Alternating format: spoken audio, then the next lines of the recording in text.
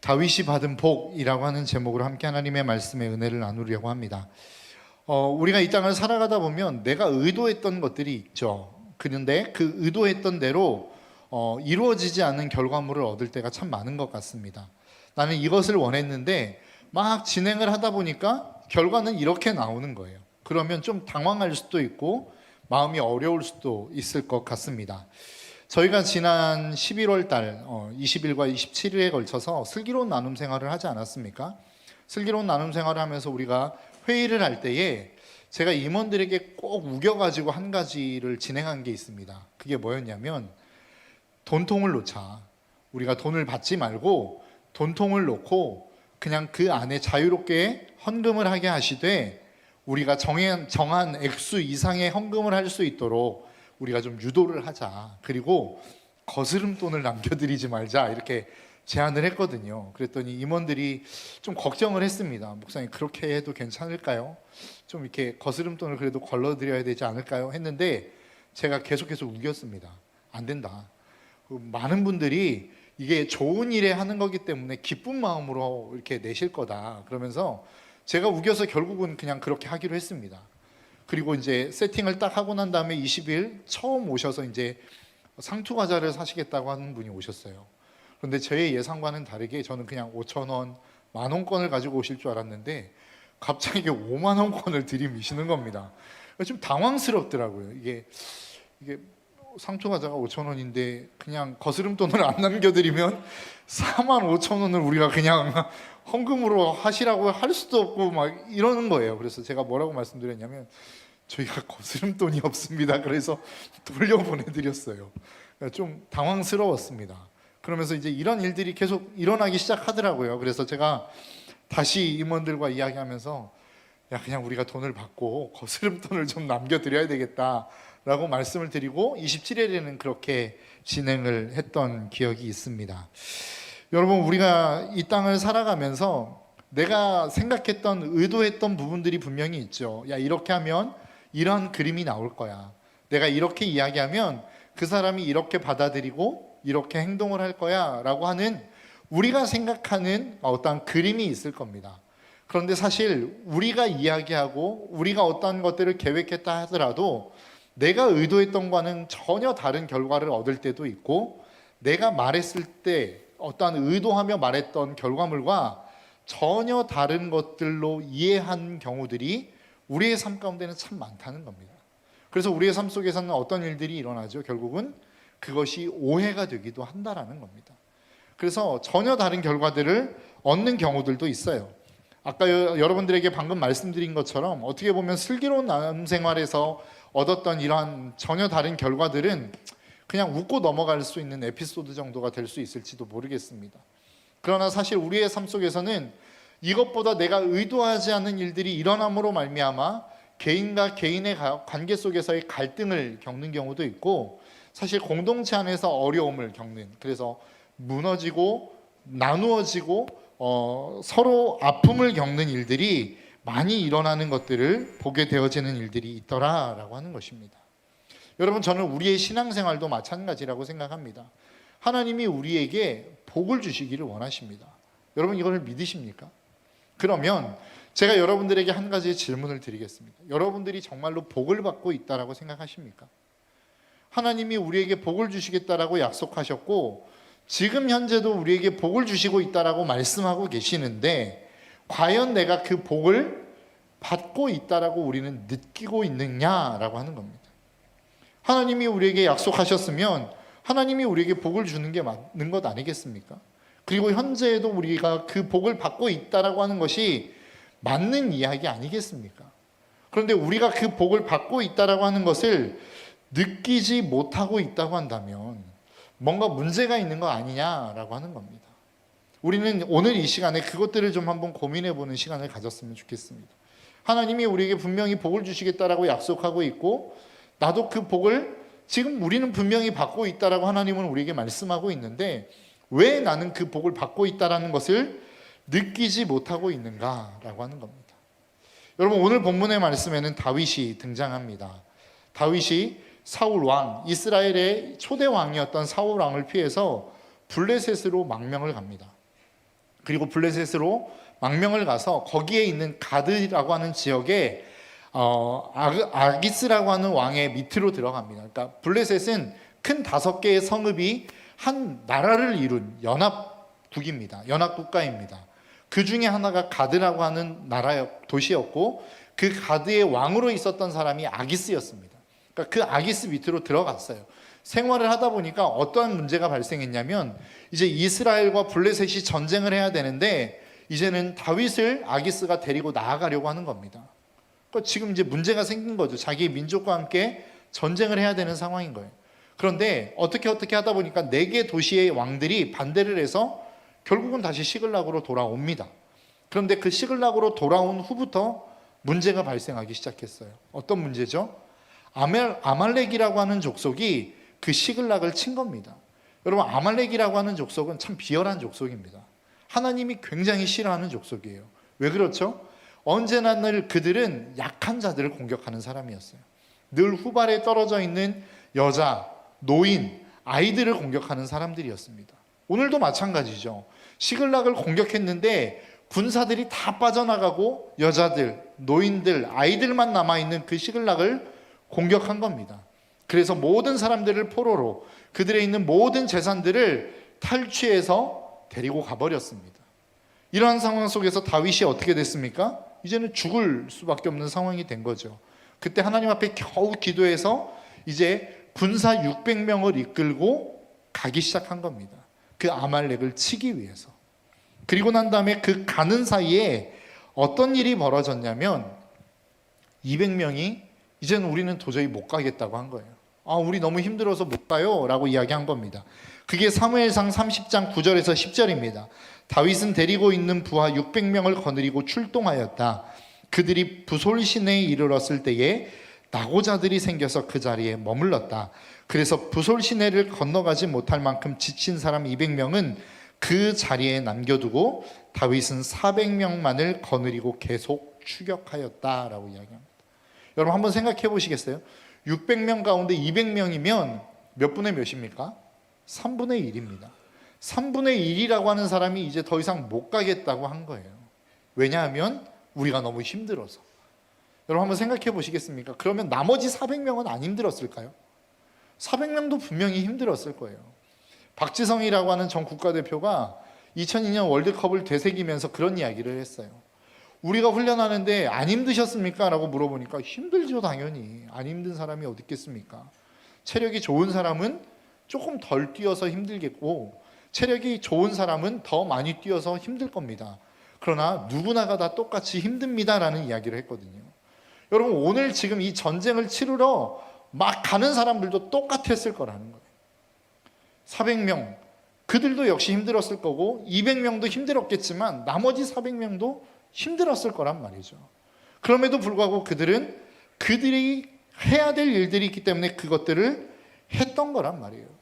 그런데 문제는 뭐냐면, 사실 그냥 힘들어서 난 여기에 있을게요 라고 한다면 그것으로 단순히 그냥 숫자가 줄어드는 것 차원 이상의 문제가 생기죠. 어떤 문제가 생깁니까?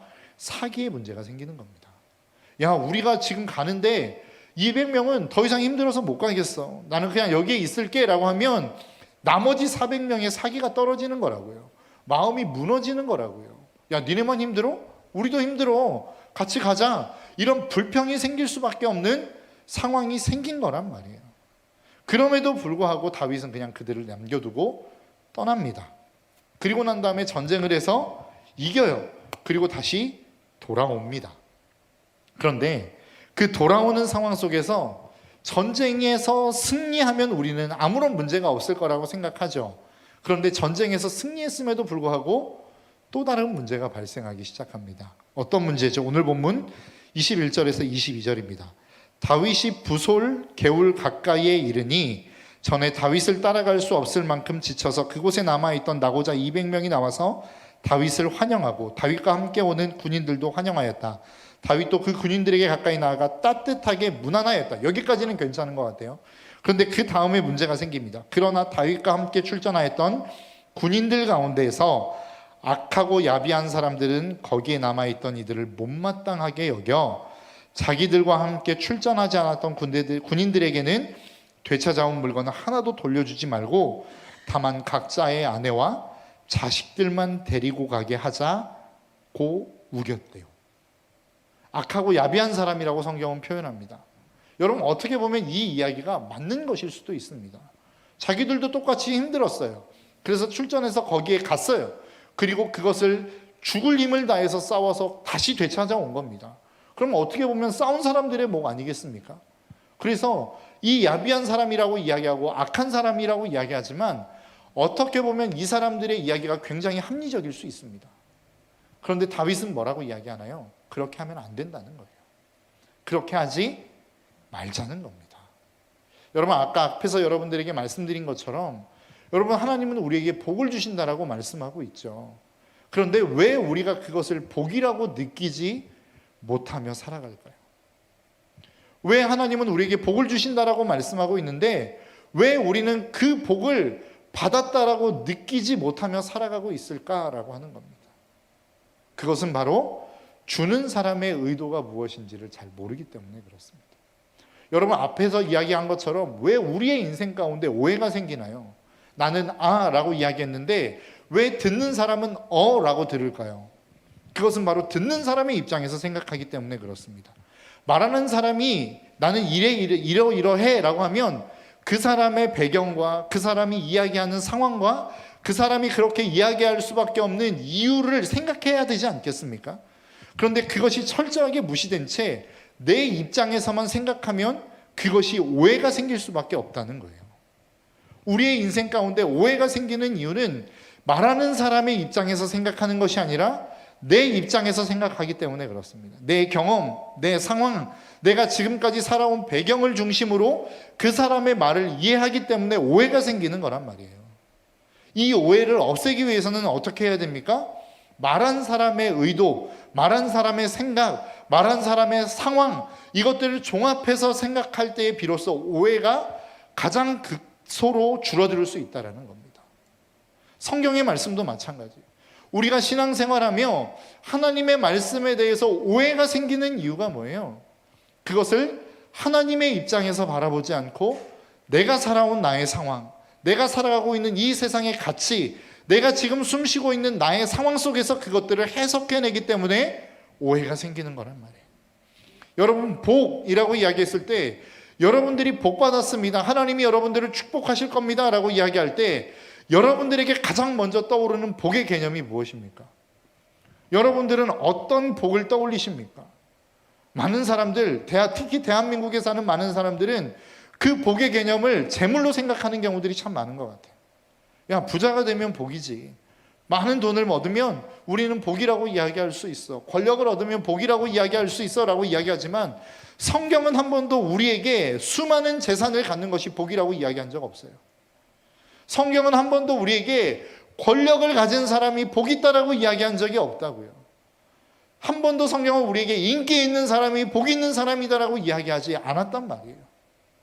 성경에서 한 번도 이야기하지 않은 복을 내 경험과 내 생각과 내가 지금까지 살아온 세상의 가치로 그 복을 해석해내니까 하나님이 우리에게 복을 주심에도 불구하고 그 복이 무엇인지를 모르는 겁니다. 여러분, 오늘 본문에 있어서 다윗이 받은 복이 뭘까요? 다윗이 그 인생 가운데 하나님이 그에게 내려주신 복이 도대체 뭐냐라고 하는 거예요. 오늘 본문 23절과 24절은 이렇게 이야기합니다. 그러나 다윗은 그들을 달랬다. 동지들, 주님께서 우리를 지켜주시고 우리에게 쳐들어온 습벽자들을 우리의 손에 넘겨주셨소. 주님께서 우리에게 선물로 주신 것을 가지고 우리가 그렇게 처리해서는 안 돼요. 또 동지들이 제안한 이 말을 들을 사람은 아무도 없소. 전쟁에 나갔던 사람의 몫이나 남아서 물건을 지킨 사람의 몫이나 똑같아야 하오. 모두 똑같은 몫을 나누어야 하오 라고 이야기합니다. 여러분, 여기에서 다윗이 받은 복이 무엇인지 여러분 한번 생각해 보셨습니까? 어떤 복을 받았을까요? 전쟁에서 승리한 복? 물론 그런 복이 있을 수 있죠. 여러분, 다윗은 장차 무엇이 될 인물입니까? 정치가가 되어야 될 인물입니다. 왕이 되어야 될 인물이에요. 그러니까 다윗은 이 고난과 어려움과 아픔을 통해서 무슨 복을 받은 겁니까? 정치력을 얻은 거예요. 그가 받은 복은 뭐예요? 대통령이 되고 한 나라의 임금이 되었을 때 그가 가장 먼저 생각해야 되는 게 무엇입니까? 모든 사람이 함께 살 수 있는 방안을 모색해야 되는 것 아닙니까? 그에게 필요한 것은 바로 포용력이었다는 거예요. 정치력이었다는 거예요. 정세를 읽고 그것을 판단하는 능력이었단 말입니다. 지금 당장 이 재물을 나누어서 400명의 손을 들어주고 그들에게 그것을 나누어주면 그들은 좋아할 수 있을지 모르겠어요. 그러나 나머지 소외되는 200명은 어떻게 할 거예요? 그가 장차 왕이 되었을 때에 400명만 그들의 백성입니까? 그렇지 않죠. 나머지 200명도 그들의 백성이 될 거란 말이에요. 하나님은 다윗에게 주신 축복이 뭐예요? 그에게 주신 축복은 그가 정치가로서 정치를 잘 해낼 수 있는 힘, 그 능력을 그에게 주셨단 말이에요. 우리는 아브라함이 복을 받았다라고 이야기합니다. 그래서 그가 정말로 많은 재물을 아말렉이 아니죠. 다른 어떤 왕으로부터, 애굽의 왕으로부터, 바로로부터 얻었다라고 우리는 생각해요. 물론 맞는 이야기입니다. 여러분 한번 생각해 보시겠어요? 아브라함의 직업이 뭐예요? 아브라함의 직업이 무엇이었습니까? 그는 사업가였습니다. 갈대아 우르에서 뭐 했어요? 우상 만들어서 우상 팔던 사람이에요. 그러니까 사업가란 말이에요. 사업가에게 있어서 재물은 복이 될 수 있죠. 사업가에게 있어서 재물은 복이 될 수 있어요. 그러나 다른 사람에게도 수많은 물질이 복이 될 수 있습니까? 저 같은 목회자에게 엄청난 돈이 부어진다면 그것을 복이라고만 이야기할 수 있을까요? 있을 수 있겠죠. 그러나 그렇지 않을 수도 있단 말입니다. 재벌집 막내 아들 여러분 보십니까? 순양그룹에 수많은 후계자들이 있어요. 그들에게 남겨진 그 진양철 회장의 자금, 그 엄청난 그 재산이 그들에게 있어서 복입니까? 여러분 복이라고 이야기할 수 있어요? 그렇지 않죠.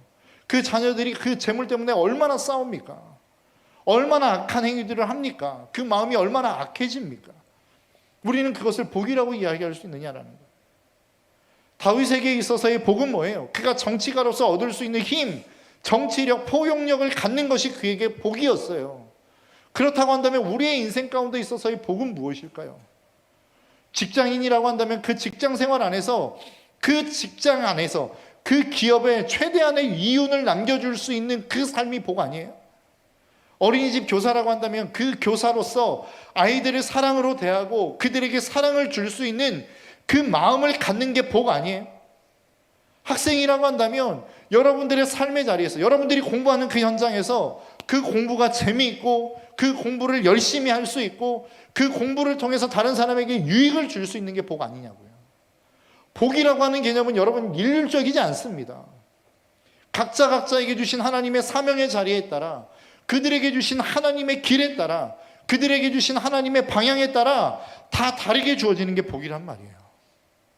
그런데 어느 순간부터 이 한국 사회에 청년들 안에 많은 어른들 안에 복하면 돈밖에 떠오르지 않아요. 권력밖에 떠오르지 않아요.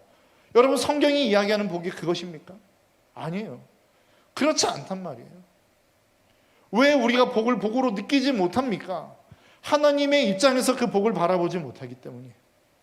날마다 우리가 살아가는 이 세상의 관점에서 복을 바라보고 있고 그 세상의 관점에서 우리가 복이라는 것을 해석해내기 때문에 하나님이 우리에게 아무리 놀라운 복을 쏟아부어 주셔도 우리는 그것을 복으로 느끼지 못하고 있는 삶을 살아가고 있는 게 아니더냐라고 하는 겁니다. 여러분 하나님은 여러분들에게 복을 주십니다. 하나님은 여러분들의 인생 가운데 찾아오셔서 그 복을 허락하십니다. 그런데 여러분 정말로 그 다윗이 정치력을 갖고 있다라고 하는 것 그 자체가 복일까요? 다윗은 뭐라고 이야기하냐면 아까 읽었던 오늘 본문 23절에서 이렇게 이야기합니다. 그러나 다윗은 그들을 달랬다. 동지들 주님께서 우리를 지켜주시고 우리에게 쳐들어온 습격자들을 우리의 손에 넘겨주셨소. 주님께서 우리에게 선물로 주신 것을 가지고 우리가 그렇게 처리해서는 안 돼요 라고 이야기합니다. 뭐라고 이야기하는 거예요? 야, 우리가 전쟁에서 승리한 이 전쟁 우리의 힘으로 얻어낸 거 아니야. 우리가 잘 싸워서 얻은 거 아니야. 우리가 대단한 전쟁의 능력, 힘이 있어서 얻은 게 아니야. 하나님이 우리에게 주신 승리야 라고 이야기하고 있는 거라. 여러분 이것을 선포할 수 있으려면 어떤 삶을 살아야 될까요? 하나님과 늘 동행하는 삶을 살아야죠. 여러분, 많은 사람들이 하나님이 주신 놀라운 은혜로 살아갑니다. 그런데 많은 사람들이 뭐라고 생각하냐면 이것은 당연한 것이요, 또 특별한 하나님의 은혜가 있을 때는 이것은 우연이라고 생각하고 넘어가는 경우가 참 많아요. 하나님이 우리에게 주셨습니다라고 생각하지 않는 경우들이 많다고요. 그런데 이것을 진짜 하나님의 은혜다라고 이야기할 수 있는 사람은 어떤 사람인 줄 아십니까? 날마다 그 인생 속에 하나님과 동행하며 하나님과 교제하는 인생이 그것을 고백할 수 있는 인생이라는 말이죠. 그러면 우리가 다시 한번 생각해 봤으면 좋겠어요. 진짜 우리의 인생에 있어서의 복이 뭘까요? 우리의 인생에 있어서의 진짜 복은 하나님과 동행하는 것입니다. 그 하나님과 함께하는 삶을 살아가는 거예요. 그 하나님이 우리의 인생의 역사 속에 들어오셔서 간섭받는 인생이 진짜 복 있는 인생이란 말이에요. 그런데 우리는 이것을 복으로 여기지 않아요. 여러분, 성경에서 이게 복이다라고 탁 찍어서 이야기하는 내용이 나옵니다. 그게 어디죠? 마태복음 5장이에요. 팔복을 이야기해요. 가장 먼저 이야기하는 게 무엇입니까? 심령이 가난한 사람은 복이 있다. 천국이 그들의 것이다 라고 이야기하고 있어요. 한번 생각해 보십시오. 심령이 가난한 사람이 복이 있대요. 왜요? 그러한 사람만이 천국을 가질 수 있기 때문이라고 성경은 이야기하고 있기 때문에 그래요. 여러분, 여러분들의 마음 가운데 심령이 가난한 것이 복이다라고 느끼고 계십니까? 다윗이 그랬다는 거예요. 다윗은 어디를 가든 심령이 가난했어요. 그래서 늘 하나님 앞에 붙어있는 인생을 살아갈 수밖에 없었어요. 성경은 그것을 복이라고 이야기합니다.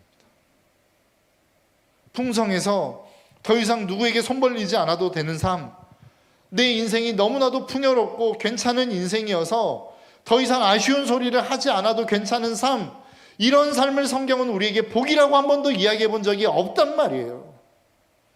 우리의 마음이 가난해서 하나님 없으면 안 되는 인생임을 깨닫는 삶이 성경은 복이라고 이야기하고 있고, 우리의 마음 가운데 정말로 의를 위하여 갈망하는 삶, 그래서 정말로 불의를 보면 견딜 수 없는 삶, 내가 그냥 적당하게 타협해서 내 얻을 것 얻고 내가 누릴 건 누리는 그런 삶을 복이 있다라고 이야기하지 않아요. 평탄한 삶을 복이 있다라고 이야기하지 않는다고요. 성경은 언제나 늘 우리의 삶의 고난을 이야기하고 어려움을 이야기하고 아픔을 이야기하지만 그 아픔 속에서 가난하여서 하나님을 진짜 찾을 수 있는 것이 너희들의 인생의 복이다라고 성경은 말씀하고 있다고요. 여러분, 그 복을 누리고 계십니까? 다윗은 그 복을 누리고 있었어요. 그리고 늘 하나님과 함께 동행함으로 말미암아 그가 느꼈는지 느끼지 못했는지는 모르겠어요. 그가 어떠한 것들을 가지고 살아갔는지는 모르겠어요.